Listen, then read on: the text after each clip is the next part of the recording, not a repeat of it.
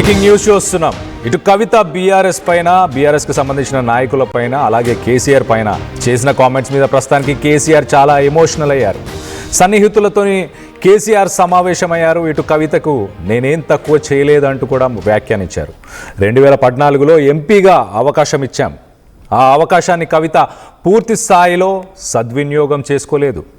అలాగే ఎంపీగా ఓడిపోతే ఎమ్మెల్సీని కూడా చేశాను కదా. ఇటు లిక్కర్ స్కామ్ ఆరోపణలు వస్తే పార్టీ అంతా కవితకు అండగా నిలబడింది. ఇటు హరీష్, కేటీఆర్ స్వయంగా ఢిల్లీకి వెళ్ళి న్యాయ నిపుణులతో చర్చించి బెయిల్ వచ్చేలా చేశారు కదా. కవితను కాపాడుకోవడానికి చేయగలిగినదంతా చేశాను.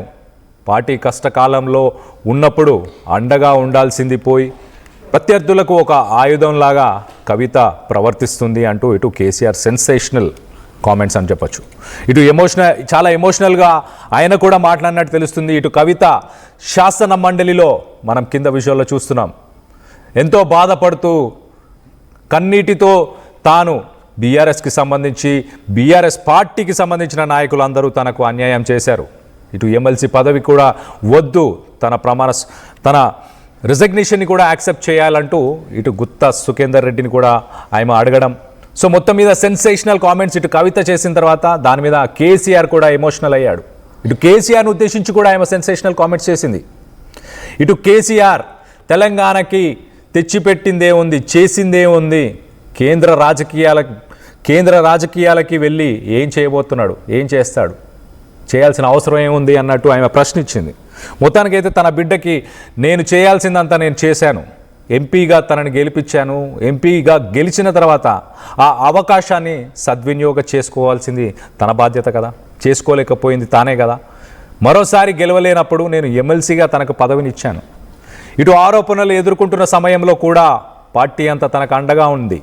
ఇటు కేటీఆర్, హరీష్ రావు, ఇటు కవిత ఎవరి గురించి అయితే విమర్శించిందో గతంలో వాళ్ళే దగ్గరుండి తనకు న్యాయ నిపుణులతో మాట్లాడి మరి ఆ కేసు గురించి తన కోసం మాట్లాడారు కదా. అలాగే పార్టీ అంతా తనకు అండగా ఉంది. ఇప్పుడు కష్టకాలం వచ్చింది, ఇప్పుడు పార్టీ కష్టకాలం, ఇప్పుడు బీఆర్ఎస్కి ఓటమి తర్వాత కష్టంగా ఉన్న సమయంలో, ప్రజల ఆదరణ కోసం వెయిట్ చేస్తున్న సమయంలో ఇప్పుడు తను ప్రతిపక్షాలకి ఇటు అస్త్రంగా మారింది ఏంటి అంటూ ఆయన బాధపడినట్టు తెలుస్తుంది. దీనికి సంబంధించి లేటెస్ట్ అప్డేట్ తీసుకునే ప్రయత్నం చేద్దాం. మా ప్రతినిధి మహేష్ ఉన్నారు, మహేష్తో మాట్లాడి తెలుసుకునే ప్రయత్నం చేద్దాం. మహేష్ చెప్పండి, కేసీఆర్ చాలా ఇమోషనల్ అయ్యారా ఇటు కవిత చేసిన కామెంట్స్ మీద? ఖచ్చితంగా కళ్యాణ్, ఇప్పటికే శాసన మండలిలో ఎమ్మెల్సీ కవిత తన రాజీనామాను ఆమోదించాలని చెప్పి ఇప్పటికే ఒక మండలి చైర్మన్ గా కోరిన పరిస్థితి. దీనికి సంబంధించి ఇవన్నీ చూస్తుంటే రాజకీయంగా అణచివేతకు గురి చేశారని చెప్పి ప్రధానంగా కొందరు వ్యక్తుల ద్వారానే నేను ఇప్పటికీ రాజకీయ అణచివేతకు గురయ్యారని చెప్పి ప్రధానంగా విమర్శలు గుప్పించిన పరిస్థితి. అంటే కంటతడి పెట్టడము, శాసన మండలిలో ఒక కంటతడి పెట్టుకుంటూ తన ఒక స్పీచ్ ను మొదలుపెట్టి ప్రతి అంశం పైన మాట్లాడుకుంటూ కంటతడి పెట్టే సందర్భాలు చూసాం. దీనికి సంబంధించి ఇప్పటికే కేసీఆర్ కూడా ఒక చీఫ్ ఎవరైతే ఉన్నారో ఎమోషనల్ గా ఫీల్ అయిన పరిస్థితి అయితే ఉంది. ఎందుకంటే కవిత కామెంట్స్ ఇటువంటి గందరగోళానికి దారి తీస్తుందా అని చెప్పి, ఎందుకంటే సన్నిహితులతో కేసీఆర్ సమావేశమై కవితను నేను ఏం తక్కువ చేయలేదని ఇప్పటి వరకు అని చెప్పి ప్రధానంగా చెప్పుకొచ్చారు. 2014లో ఎంపీగా అవకాశం ఇచ్చామని చెప్పారు కేసీఆర్. ఈ అవకాశాన్ని కవిత పూర్తి స్థాయిలో సద్వినియోగం చేసుకోలేని చెప్పి ప్రధానంగా ఎంపీగా ఓడిపోతే ఎమ్మెల్సీని చేశామని చెప్పి కేసీఆర్ చెప్తున్న పరిస్థితి. లిక్కర్ స్కామ్ లో ఆరోపణలు వస్తే పార్టీ అంతా కవితకు అండగా నిలబడిందని చెప్పి ప్రధానంగా చెప్తున్నారు. అదేవిధంగా హరీష్ కావచ్చు, ఇటు కేటీఆర్ కావచ్చు, స్వయంగా ఢిల్లీకి వెళ్లి న్యాయ నిపుణులతో చర్చించి బెయిల్ వచ్చేలా చేశారు. కానీ కవిత మాత్రం ఇటువంటి మాట్లాడడం ఏంటని చెప్పి అంతర్గతంగా ఒక క్షోభకు గురైన పరిస్థితి ఉంది.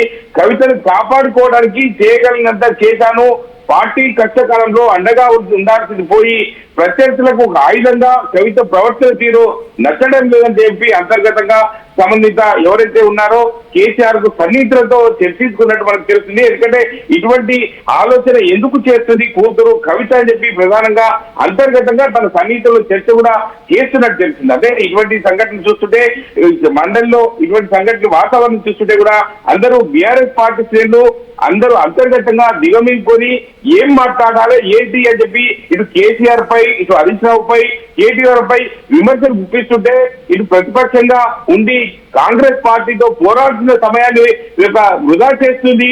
ఎందుకంటే ఇటు ప్రతిపక్ష హోదాలో ఉన్నటువంటి బీఆర్ఎస్ పార్టీ కాంగ్రెస్ పార్టీని ఒక ఇరకాటంలో ప్రయాణిస్తున్న సమయంలో కవిత వారికి ఒక అస్త్రంగా ఉపయోగించుకుంటానని చెప్పి ప్రధానంగా కేసీఆర్ అంతర్గతంగా క్షోభకు గురవుతున్న పరిస్థితి మనం చూస్తున్నాం. కళ్యాణ్, అయితే మహేష్, ఈ సమావేశంలో ఎవరెవరు పాల్గొన్నారు? ఖచ్చితంగా ఇప్పటికీ కేసీఆర్ ఫార్మర్స్ కు ఎవరు వస్తున్నారు ఏంటని చెప్పి అంతర్గతంగానే వ్యవహారం నడుస్తుంది కాబట్టి ఎవరు వచ్చేది ఏం సమాచారం ఉండదు కాబట్టి ఇప్పటికే కేసీఆర్ సన్నిధులు ఎవరైతే అక్కడ చుట్టుపక్కల ఉన్నారో వారు ఎవరైతే తన దగ్గర మిత్రులు ఎవరైతే ఉన్నారో వాళ్ళే డిస్కస్ చేస్తున్న పరిస్థితి. ఎందుకంటే కేసీఆర్ దగ్గర ఎప్పటికీ వెనువెంటే సంతోష్ ఉంటాడు, అదేవిధంగా శ్రీనివాస్ రెడ్డి అని ఉంటారు. వీళ్ళందరితో కూడా సన్నిహితంగా చర్చిస్తున్నట్టు తెలుస్తుంది. ఎందుకంటే ఇటువంటి పొరపాటు చేయొద్దు కానీ కూతురే చేయడాన్ని జీర్ణించుకోలేకపోతున్నారు. ఇటువంటి సంఘటనలు పునరావృతం కాకుండా చూసుకోవాలి. ఎందుకంటే పార్టీ కష్టకాలంలో ఉన్నప్పుడు ఈ యొక్క కేదోడు వాదోడుగా ఉండాల్సిన కూతురే ఇటువంటి తప్పిదాలు చేస్తుందని చెప్పి అంతర్గతంగా కేసీఆర్ అయితే మదనపడుతున్నాడని చెప్పుకోవచ్చు. కవిత కామెంట్స్ పై ఒక సీరియస్ గా తీసుకునే అవకాశం ఉంది. ఎందుకంటే ఇప్పుడే మొలకెత్తి విత్తనాన్ని ఇప్పుడే తుంచివేసే ప్రయత్నం చేయాలని చెప్పి ప్రధానంగా అంతర్గతంగా కేసీఆర్ డిస్కస్ చేస్తున్నట్టు తెలుస్తుంది. కళ్యాణ్, అంటే రానున్న రోజుల్లో మరి కవితను బుజ్జగించే ఆలోచన ఏమన్నా ఉండబోతుందా? ఇటు కవిత చేసిన కామెంట్స్ ఒకసారి మనం చూస్తే కనుక 2014లో ప్రభుత్వం ఇటు బీఆర్ఎస్కి సంబంధించిన ప్రభుత్వం ఫామ్ అయిన తర్వాత ఇటు జాగృతి కానీ అలాగే కవితకు సంబంధించిన యాక్టివిటీస్ అన్నిటిని కూడా కంట్రోల్ చేశారు, తనని ఎదగనీయకుండా చేశారంటూ తను చెప్తుంది. అంటే చేసింది కేసీఆర్ కాకపోవచ్చు, లేకపోతే కేసీఆర్ చుట్టూ ఉన్న వ్యక్తులు, లేకపోతే ఇటు మీరు చెప్పిన ఇప్పుడు సన్నిహితులు ఎవరైతే సమావేశమయ్యారో వాళ్ళలో కొంతమంది అయి ఉండే అవకాశం కూడా ఉంది కదా. సో ఇటు కవిత చేసిన కామెంట్స్ మీద ఇటు కేసీఆర్ సన్నిహితులు కానీ ఇంకెవరైనా రానున్న రోజుల్లో ఆమెను బుజ్జగించే అవకాశం ఏమైనా ఉందా? ఇప్పటికే కేసీఆర్ దగ్గరున్న వ్యక్తుల వల్లనే నేను ఈ రోజు నా నాన్నకు దూరం అయ్యానని చెప్పి ప్రధానంగా చెప్తున్నారు. ఎందుకంటే కేసీఆర్ మంచివారే అని చెప్పి ప్రధానంగా మనం మీడియాలో కూడా గతంలో చూసాము. కానీ ఇప్పుడున్న పరిస్థితులను బట్టి చూస్తుంటే వారు ఎవరైతే ఉన్నారో మా నాన్నను ఇబ్బందులకు గురి చేస్తున్నారు తప్ప అని చెప్పి ప్రధానంగా చెప్తున్నారు. ఎంతైనా కేసీఆర్ కూతురే కాబట్టి ఖచ్చితంగా ఉద్యోగించే పనులే ఉంటారు కాబట్టి ఉండాల్సిందే. కానీ ఇటు కేసీఆర్ మరి ఎటువంటి నిర్ణయాలు తీసుకుంటారు ఏంటని చెప్పి వేచి చూడాల్సిందే. ఎందుకంటే కేసీఆర్ ఇప్పటికే కేసీఆర్ పై కావచ్చు, ప్రధానంగా హరీష్ రావు పై కావచ్చు, అదేవిధంగా కేటీఆర్ పై ప్రధానంగా విరుచుకోబడుతున్న పరిస్థితిని